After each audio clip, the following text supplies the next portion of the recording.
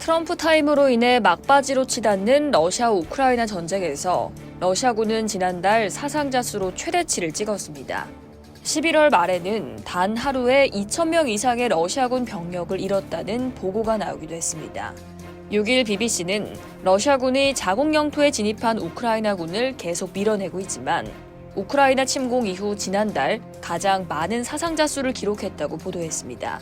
영국 국방부는 러시아의 올해 11월 사상자 수가 45,680명이라고 발표했는데요. 이는 2022년 2월 본격적인 우크라이나 침공 이후 어느 달보다 많은 수치입니다. 영국 국방부의 추산에 따르면 러시아는 하루 평균 1,523명의 사상자를 냈습니다. 특히 지난 11월 28일 러시아는 단 하루에 2,000명 이상의 병력을 잃었는데 이는 사상 처음 있는 일이라고 BBC가 전했는데요. 러시아는 우크라이나 동부와 러시아 서부 쿠르스크 지역에서 총 2,350제곱킬로미터의 영토를 점령하고 탈환한 상황이지만 인명피해는 엄청난 기록을 세우고 있는 거죠.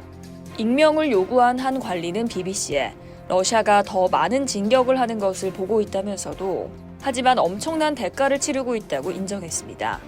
미국 싱크탱크 전쟁연구소에 따르면 러시아는 지난 가을 공세 기간 약 12만 5,800명의 군인을 잃은 것으로 추정됩니다.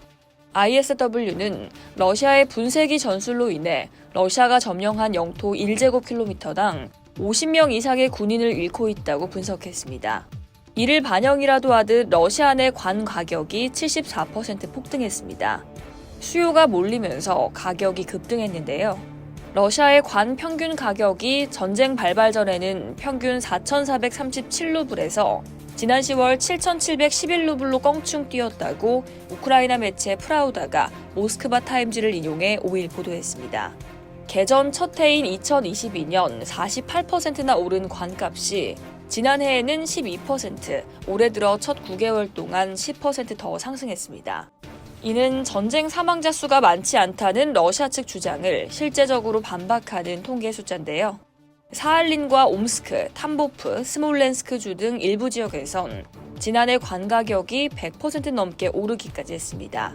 한편 러시아는 여전히 부족한 병력 손실을 메울 수 있지만 블라디미르 푸틴 대통령이 새로운 동원령을 내리는 데 주저하는 건 급등하는 인플레이션, 유족에 대한 보상 지급 문제 등이 모두 요인으로 분석되고 있는데요.